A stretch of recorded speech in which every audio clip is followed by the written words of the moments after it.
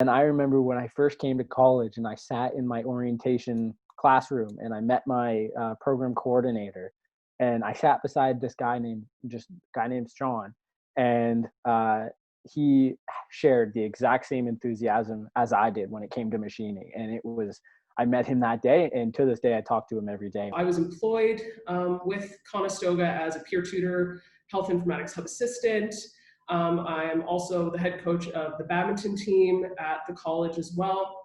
So I'm very fortunate that I've been able to mentor and coach a bunch of students, not just academically, but professionally and athletically. At the beginning of first year, I know when we were learning how to do our knots and certain things in the beginning of the course as like newbies, we were all we have a little bay hanger, and we were all in there. And to learn after, like, say, for example, the knot competition we learned how to do a specific knot, and then we'd all be racing each other. And just the competitions that we'd have as a school group, like we do knots. Sometimes we like pull the trucks and we put them in neutral and like divide the class in half and try and pull them in the winter. So like just like all the little fun activities we do in races, well, obviously in a safe manner, little things we do is just, they really stand out and make the school like, it's more than just learning. It's like you're also there as sort of like a family in your house having fun while learning. Say the teachers and the profs, how it made you feel like a person and not just a number or tuition fee. You're actually a person, you matter, and you're important. I had lots of support from a lot of my friends and stuff while we did work, and when we studied together, that really kept me on my game. So yeah, we collaborate. We all make sure that we are part of the cleanup process, the setup process, and the work. Everybody pulls their own weight, and we have a lot of fun. We have good times in the shop. It's a great environment. I enjoy it. The teamwork aspect of things, you get to know your classmates and the people you work with, their walks of life, and what their draw was to the program and why they are in the same program as you.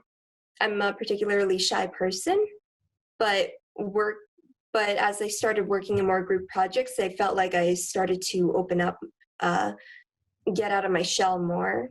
And I feel like I've grown from first year. Because obviously, in person, when we're in class, that's what we do. We'd all have like our rows or groups that were already in for modules. So we just already be acquaintance with that group and say, hey, I'm doing this module later. Do you want to like FaceTime or even like meet up after school at the house that's down the street or whatever, and finish up our project together before we go home? So same thing online, just maybe say, hey, you're in my group. Do you want to like do a little Zoom call with just us after and work on it or something? So I would guess, yeah, branch out and to people like you would in person. Keep that community. Because if you don't, well, then yeah, it's sort of going to be lonely, maybe on your own. So don't be afraid to talk to people.